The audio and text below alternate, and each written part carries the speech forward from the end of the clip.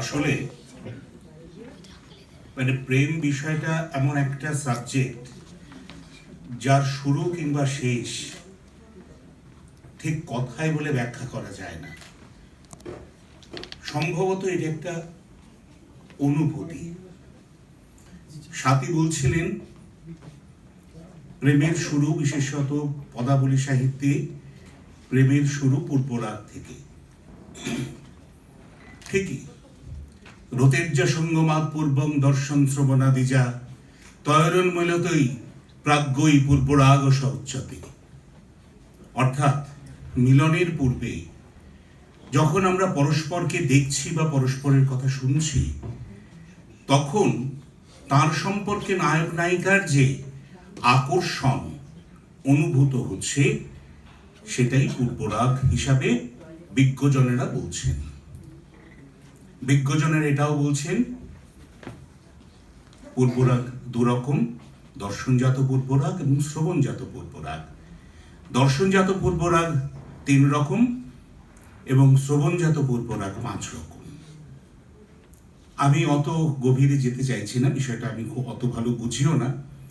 শুধু এইটুকু বুঝি যে পরস্পরকে দেখা, অনুভব করা, বিশেষত বিদ্যাপতি যখন পূর্বরাগ পর্যায়ে বলছেন ক্ষণে ক্ষণে নয়নগণ অনুসরই, ক্ষণে ক্ষণে বসন ধুলিত অনুভরই, ক্ষণে ক্ষণে দশন ছটা ছুটে হাস, ক্ষণে ক্ষণে অধর আগে করুবাস, সেটাই প্রেমের সূচনা।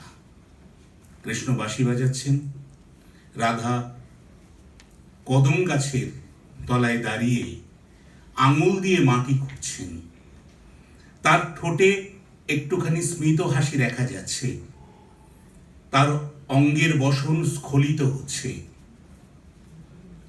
পূর্বরাগের প্রথম সূচনা। আবার রবীন্দ্রনাথে যখন আসি তখন দেখেছি তার কালো হরিণ চোখ, পূর্বরাগ, দর্শনজাত পূর্বরাগ। কিন্তু সেই সময় আর কেউ সাক্ষী ছিল না, মাঠের মাঝে দাঁড়িয়েছিলেন একা। সুতরাং সেখানে আর যখন কেউ থাকে না, তখন পরস্পরের প্রতি যে আকর্ষণটা অনুভূত হয়, কিসের আকর্ষণ? সেই আকর্ষণ কি শারীরিকতায় মগ্ন হয়ে থাকার আকর্ষণ? সেই আকর্ষণ কি পরস্পরকে কাছে পাবার, পরস্পরের হাত ধরার আকর্ষণ? সম্ভবত নয়। নিজেকে জানো, অপরকে বোঝো। প্লেটো সম্পর্কে একটা কথা বলা হয় প্লেটোনিক লাভ, অর্থাৎ যেখানে শারীরিকতা থাকবে না। এটা পরবর্তীকালে প্রেমের আদর্শ হিসাবে, বিশেষ করে ভিক্টোরিয়ান সুচিতার আদর্শ হিসাবে আমরা সাহিত্যে বারবার দেখেছি। কিন্তু 4 দশকে এসে শিল্প সভ্যতার যুগে আমরা দেখেছি বস্তুগত প্রেমাভিলাষী নরনারীদের। সেই সময় দেখেছি 1940 দশকে বা 4 দশকে নারায়ণ গঙ্গোপাধ্যায়ের গল্পগুলি যদি একটু আপনারা যারা উল্টেছেন তারা জানেন, তখন থেকেই কিন্তু পরস্পরের প্রতি বিচ্ছেদ বা ডিভোর্সের একটা সূচনা হচ্ছে।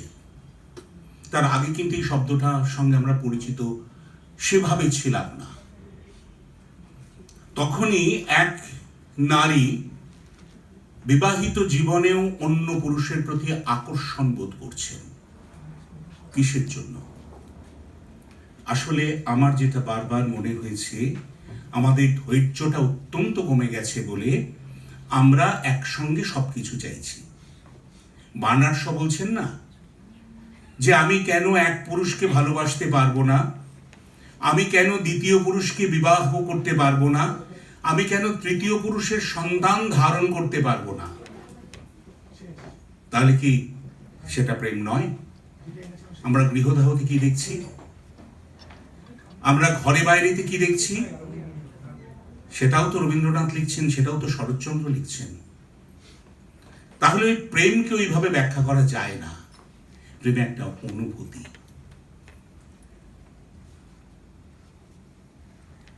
সেই অনুভূতির যে চূড়ান্ত নিদর্শন কবি জীবনানন্দ দাশের একটি উচ্চারণে আমি প্রকাশ করার চেষ্টা করছি। খুব জানা কবিতা, চেনা কবিতা সবার। বনলতা সেন। হাজার বছর ধরে আমি পথ হাঁটিতেছি পৃথিবীর পথে, সিংহল সমুদ্র থেকে নিশীথের অন্ধকারে মালয় সাগরে অনেক ঘুরেছি আমি। বিম্বিসার অশোকের ধূসর জগতে সেখানে ছিলাম আমি। আরো দূরে অন্ধকারে বিদর্ভ নগরে আমি ক্লান্ত প্রাণ এক। চারিদিকে জীবনের সমুদ্র সফেন আমারে দুদণ্ড শান্তি দিয়েছিল নাটোরের বনলতা সেন। চুলদার কবেকার অন্ধকার বিদিশার নিশা, মুখ তার শ্রাবস্তির কারুকার্য, অতি দূর সমুদ্রের পর হাল ভেঙে যে নাবিক হারায়েছে দিশা। সবুজ ঘাসের দেশ যখন সে চোখে দেখে দারুচিনি দ্বীপের ভিতর, তেমনি দেখেছি তারে অন্ধকারে।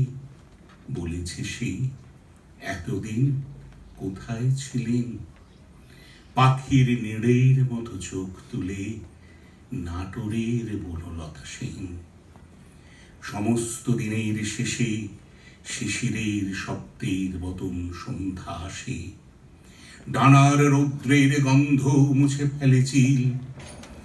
পৃথিবীর সব রং নিভে গেলে পাণ্ডুলিপি করে আয়োজন। তখন গল্পের তরে জোনাকির রঙে ঝিলমিল।